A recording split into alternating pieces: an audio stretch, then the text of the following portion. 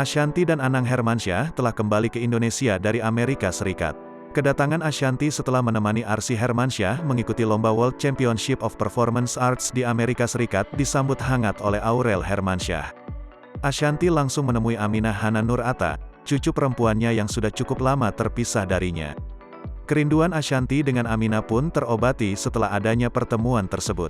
Demikian pula Aurel Hermansyah yang begitu bahagia atas kepulangan ayah, ibu dan adik-adiknya. Aurel Hermansyah bahkan meminta Ashanty agar tidak pergi-pergi kembali setelah pulang dari Amerika. Hal tersebut disampaikan oleh Aurel Hermansyah ketika Ashanty sedang asik melepas rindu dengan Aminah Hana Nur Atta.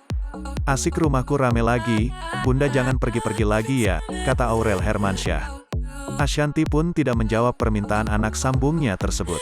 Mertua Atta Halilintar itu hanya tersenyum sembari mencium Aminah yang berada di dalam gendongannya. Kini, rumah Aminah kembali ramai setelah Ashanty pulang ke tanah air.